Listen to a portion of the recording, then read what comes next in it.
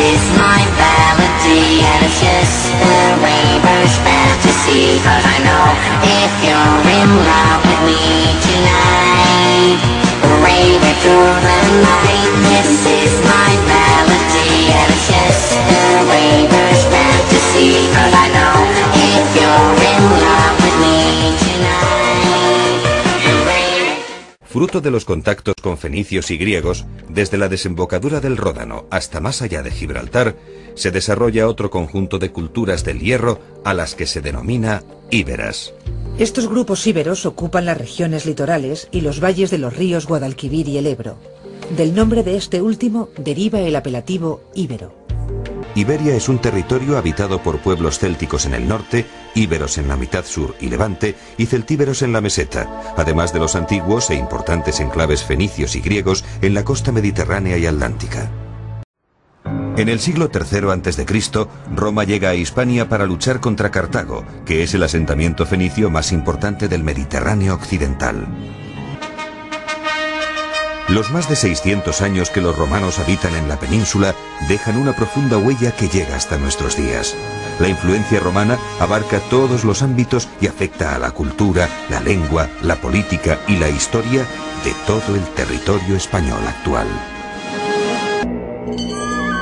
Hacia el siglo V, algunos pueblos bárbaros de origen germánico cruzan el limes, las fronteras del imperio.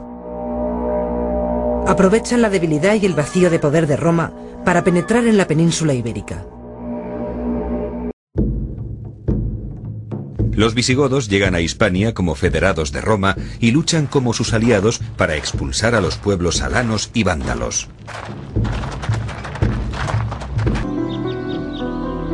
Con el paso del tiempo, la relación entre hispanorromanos y visigodos va cambiando.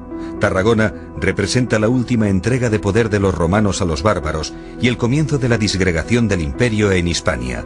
La ciudad se rinde a los visigodos, poniendo fin a casi 700 años de presencia romana en la península. La figura de Leovigildo también es clave.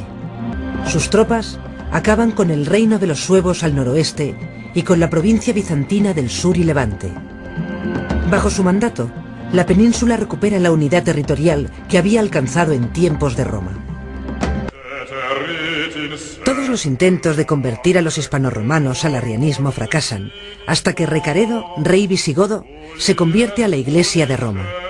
A partir de este momento el arrianismo desaparece y el catolicismo se instaura como religión oficial.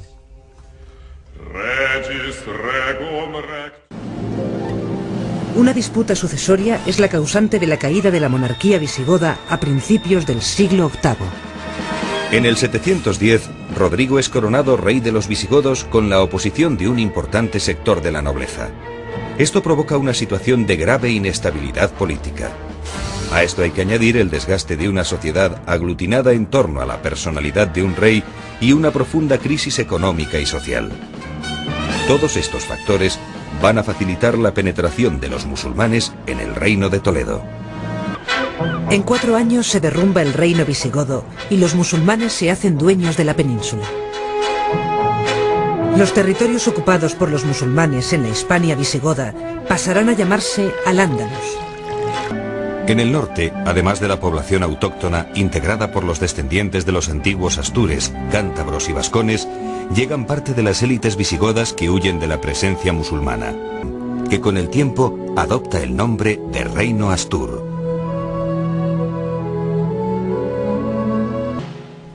El primer episodio conocido de esta resistencia cristiana se produce en Covadonga alrededor de 722. Se convierte en una batalla mítica, la batalla de Covadonga.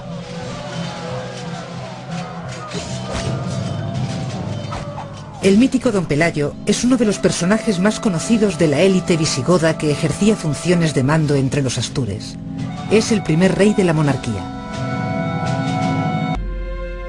Con el paso del tiempo, el pequeño núcleo asturiano extiende su control sobre las costas de Cantabria, Asturias y el norte de Galicia.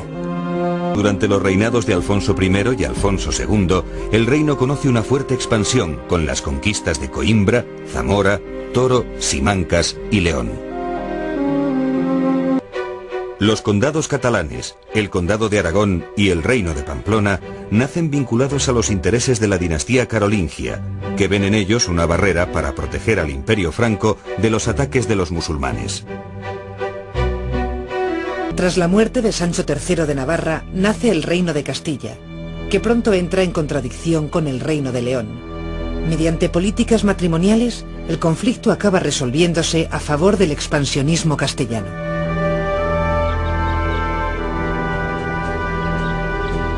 Con la incorporación de León, Castilla pasa a ser la principal potencia cristiana de la península. Durante el siglo XI, Al-Ándalus vive una época de crisis y se divide en reinos de taifas, algunas de las cuales no son lo suficientemente poderosas para resistir los ataques de los reinos cristianos. La mayoría de estas taifas opta por comprar la paz mediante el pago de tributos o parias. El equilibrio existente hasta entonces entre el Islam y los reinos cristianos empieza a invertirse. El rey castellano Fernando III, llamado el Santo, tras unir en su persona los reinos de Castilla y León, inicia una ofensiva militar hacia las taifas de Al-Ándalus. Toma y repuebla Córdoba, Sevilla y Jaén. El reino de Granada se reconoce vasallo de Castilla, por lo que Fernando III renuncia a su conquista.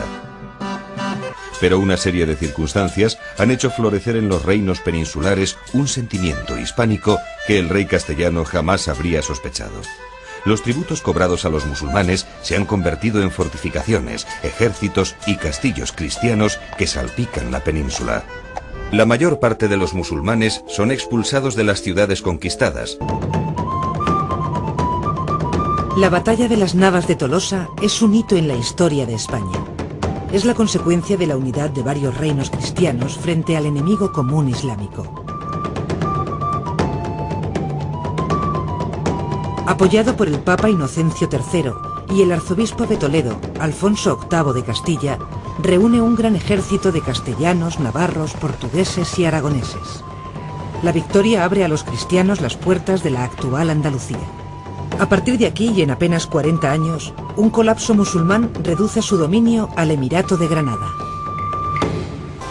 En esta época se generaliza el uso de los apellidos, aunque su empleo viene de épocas anteriores.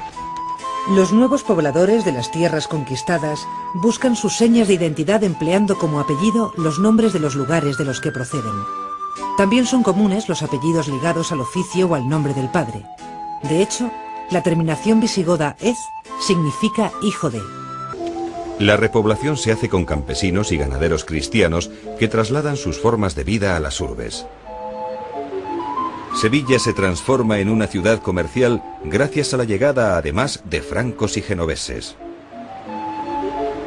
En 1469, Isabel de Castilla y Fernando el Católico, primos entre sí, falsifican una bula papal que les permita casarse aún siendo primos, y se esconden en una pequeña iglesia para contraer matrimonio. Este humilde enlace es el germen de la posterior unión dinástica que alumbrará uno de los mayores imperios de la historia universal.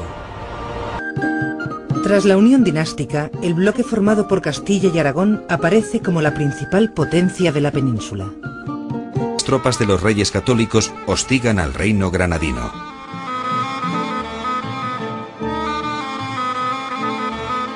La contienda finaliza cuando Boabdil entrega las llaves de la ciudad, tras arrancar a los reyes la promesa de que respetarán a la población musulmana. También en 1492, Cristóbal Colón, con el apoyo de los reyes católicos, descubre América. Sin duda, uno de los acontecimientos más importantes de la historia universal. Tras una ardua labor política, Fernando fallece y deja una poderosa monarquía de alcance europeo lista para asumir el desafío de la expansión ultramarina. El heredero, su nieto Carlos, será el primero de una nueva dinastía, la Casa de Austria.